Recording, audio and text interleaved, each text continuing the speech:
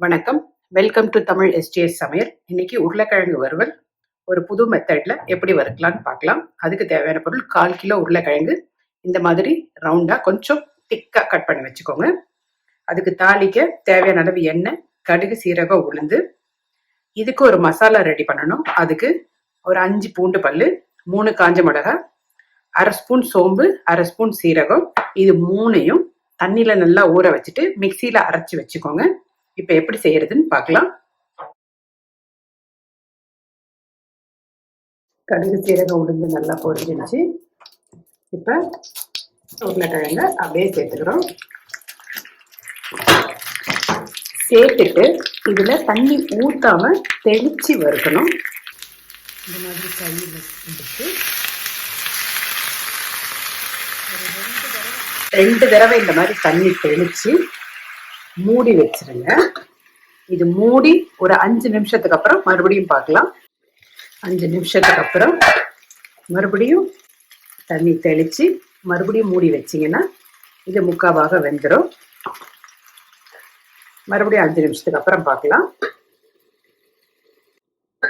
உருளைக்கிழங்கு இப்ப முக்காவாக வெந்துடுச்சு. ஒரு தடவை நல்லா திருப்பி விட்டுக்கோங்க.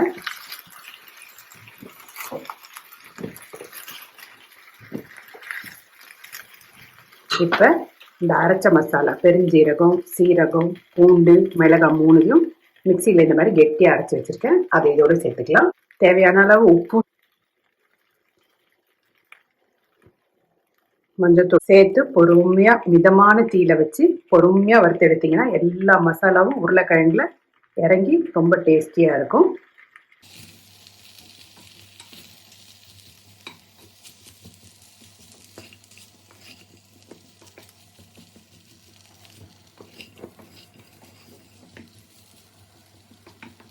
மசாலா சேர்த்து நல்லா கலந்துட்டு நல்லா தெளிச்சோம் இல்லையா, அதே மாதிரி ஒரு கை தண்ணி தெளிச்சு மறுபடியும் மூடி வச்சிருங்க.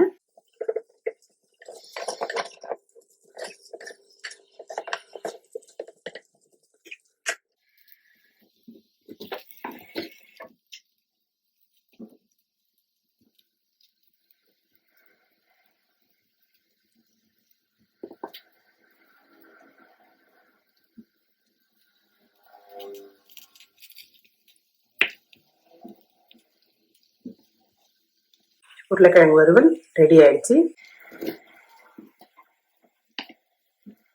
நீங்களும் இதை உங்க வீட்டுல செய்து பாருங்க. எல்லா வெரைட்டி ரைஸுக்கும் இது ரொம்ப நல்லா இருக்கும்.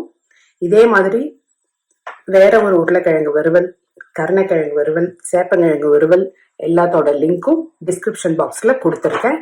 இந்த வீடியோ உங்களுக்கு பிடிச்சிருந்தா எங்க சேனலை மறக்காம சப்ஸ்கிரைப் பண்ணுங்க. தேங்க்யூ ஃபார் வாட்சிங்.